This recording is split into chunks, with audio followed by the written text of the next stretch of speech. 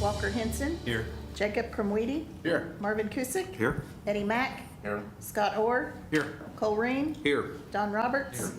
James Simonek. David Trojan. Here. That is a quorum.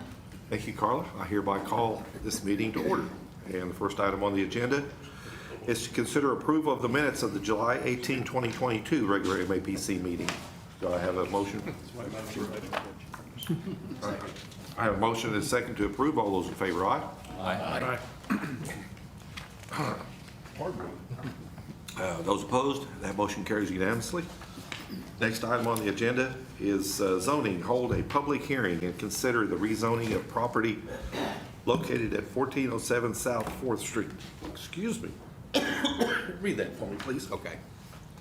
Again, hold a public hearing and consider the rezoning of property located at 1407 South 4th Street from R3 Residential Mobile Home Neighborhood District to R3 Residential Mobile Home Neighborhood District with a planned unit development overlay for a recreational vehicle or an RV trailer for living facilities, and make a recommendation to the mayor and board of commissioners. I'll hand that back to you, Marvin. Thank you. Carla? Okay, you'll see on the map that 1407 South 4th, where it's located. You'll see the water and sewer is there. Mr. Laster has made application to place his RV trailer there to live in. The water is in the street on 4th Street, the sewer's in the alley. He will be constructing a new drive, and I've got a couple of photos for you, maybe.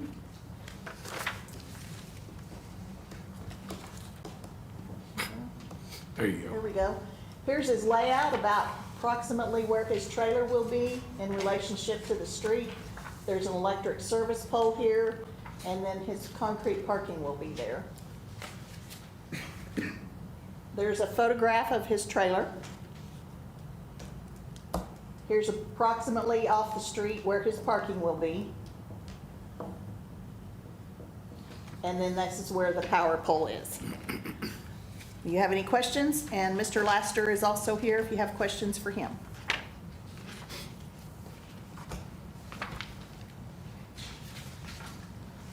Okay, guys, if there's no questions, I'll entertain.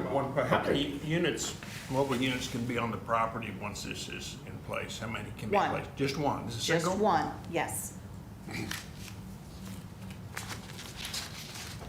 Any other questions? I make a motion to approve. Second. Motion and second to approve. All those in favor, aye. Aye. Those opposed? Motion carries unanimously. Item number 4 is to consider a use by review for Hope Outreach Incorporated for a property located at 724 West Broadway for multifamily use. Carla, again? Okay, this is the corner of Broadway and Quincy. The house is a 2-story house located on the corner. It is C3, and the C3 regulations allow a use by review for multifamily use. And this is just a photograph a little closer in without the zoning on it. They're wanting to do their facility there for, excuse me, Rodney, the correct terminology that transitional housing is what they're using it for. They have existing utilities at the site. They have existing parking. However, they are going to expand the parking. And Rodney Fowler is here. He's the Director of Housing for Hope Outreach, and I can answer questions, or Mr. Fowler can answer questions.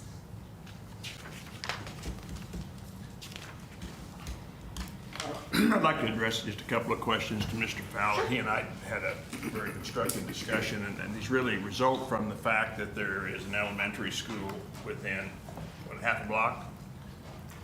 I think it's a little over a half block, but yes, it's in that vicinity. And my concern was the screening of the individuals that would be there, and you might go through. What I shared with you earlier. Right, just go ahead. That combined with making certain, Hope Outreach certainly is reputable and does good work in the context of rehabilitation. My concern relates to a use by review would be applicable to Hope Outreach, but if you cease to provide that function, then another entity that may not be as reputable could also utilize this facility in the same fashion? I can answer the first part. it would be with our intentions that we would always be operating Sure. this. There is no we can't accept violent offenders or sex offenders. So these are really per the grant that we're using to acquire the property. These are low to mod income individuals, homeless individuals that either have a substance abuse problem or mental illness, or they could be justice involved. A lot of times they're all three, being a homeless individual. But it's basically for low to moderate income individuals.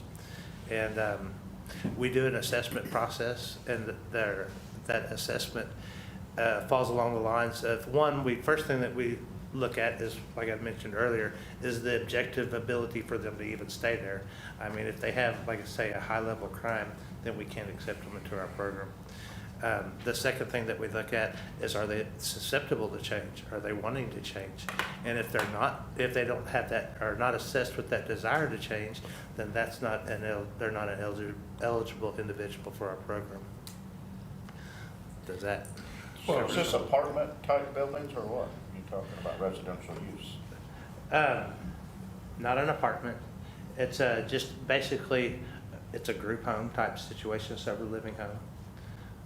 It's a big house. You're gonna keep the house that's there. It's a big Yes, sir. house. We're not Okay. changing anything.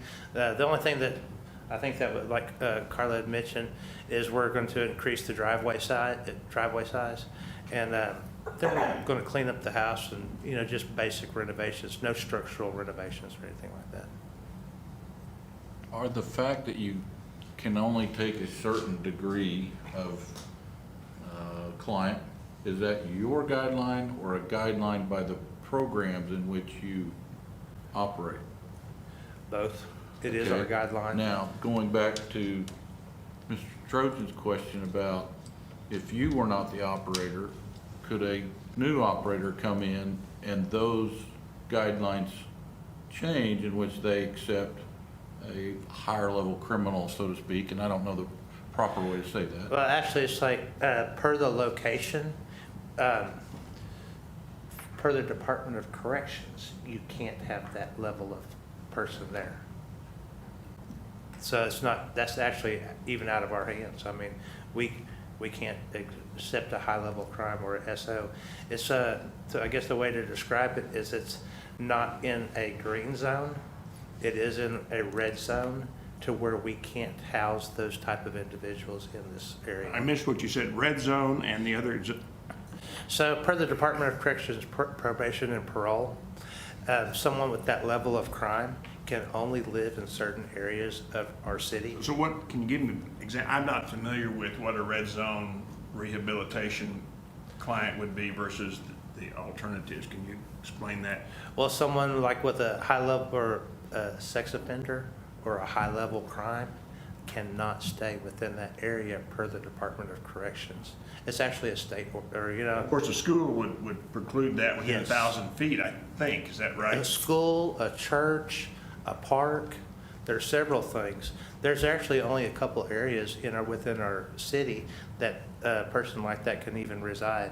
One of them is like out on the 30th Street. There's some places up North Enid, but in our particular area, we can't even accept people like that. By way of example, would a school be expected to have a higher level of security internally and fencing and things of this nature in order to protect the youth that would? They wouldn't need that. Yeah, I mean, so that individual with the higher level of crime, they can't even reside in this area per what I'm talking Yeah, about. whether the it's green a single-family home, Yeah. an apartment. We actually, Yeah.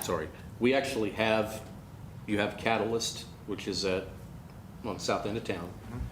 A few years ago, the building's gone now, but we had U-Turn for Christ, which was at Jefferson and Randolph. It was the same type of program. The building is no good, so it's no longer there. And there's some other similar type things already in Enid. And again, you can't have sex offenders, you Well, can't have violent, you can't have murderers, you can't have anything. Well, so like that. also So- along the lines of what you was saying, Cole, is 2 blocks from here, there was another entity that provides the same service that we're looking to provide, and that would be Van's House. So basically, we're doing the same thing. And so, there are some little bit differences from Van's house. We do have a 24-hour on-site person, an in-house manager that will be there to supervise. I think Van's house did also. Did they? I didn't know if they did or not. But also, I mean, if there's any person there that is identified as being under the influence or causing a disruption or anything like that, we're going to be the ones calling the police. You know, that would actually discontinue their ability to stay there. Where did they go then? Well, that would be, of course, that would be up to the judicial system, you know. Are they still, they're still in the judicial system at your place?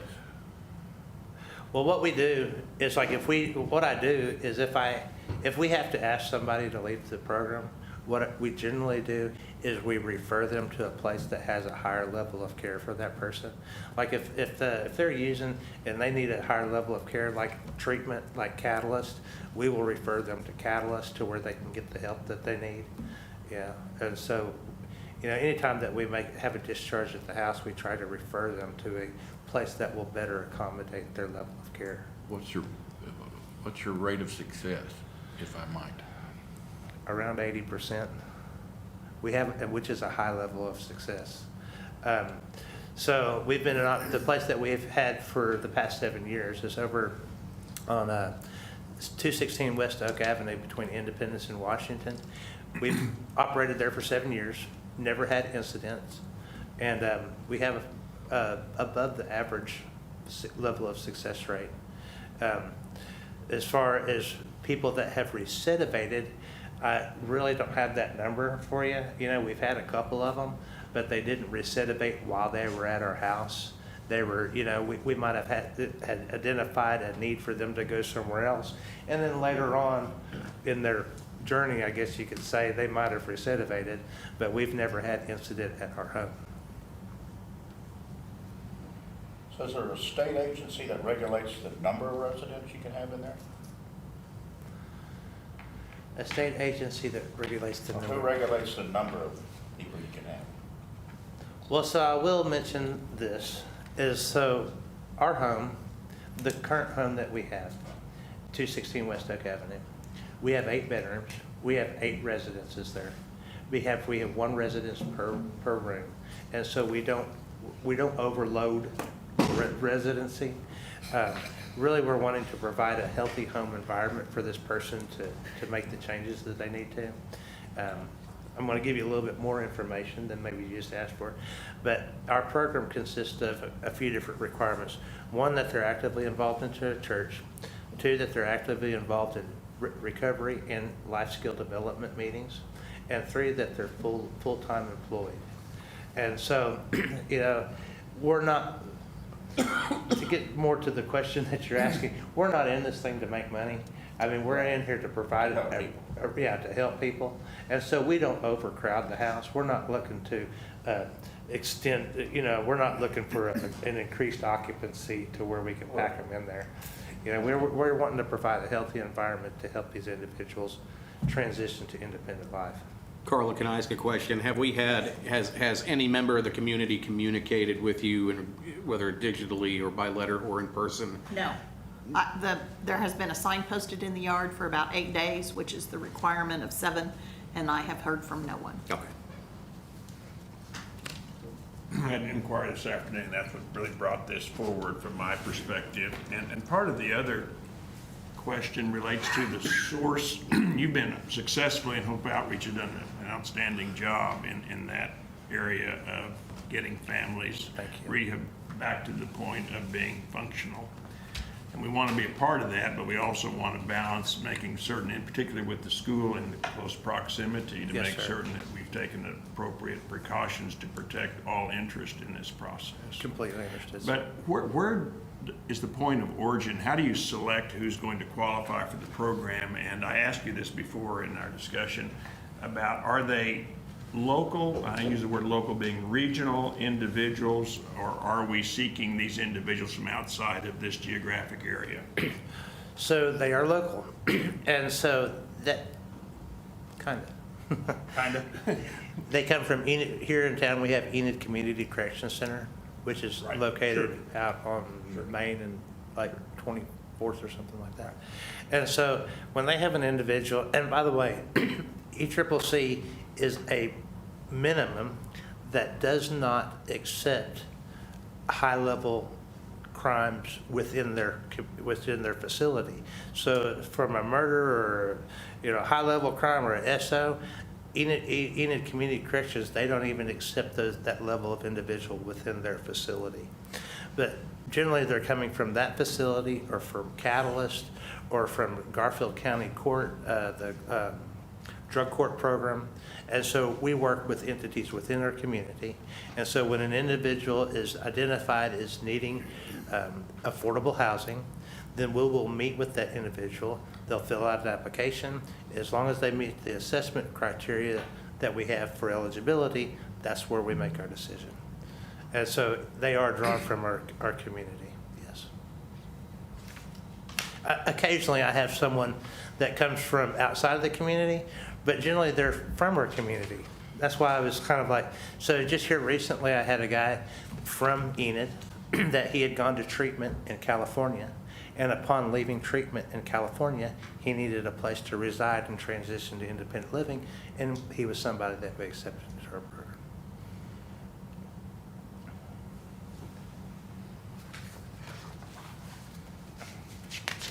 Any other questions? Thank you, commissioners, for this discussion. I think we learned a lot here. I make a motion to approve. I second.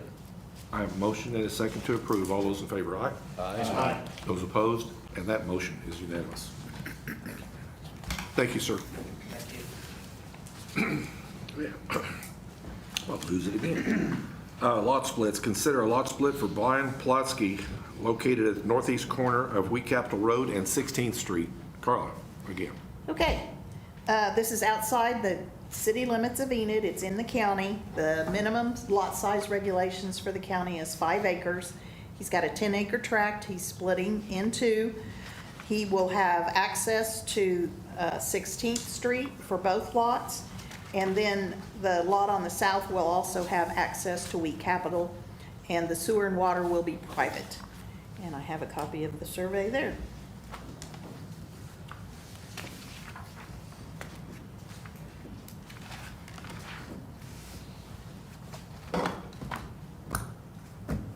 Go for it.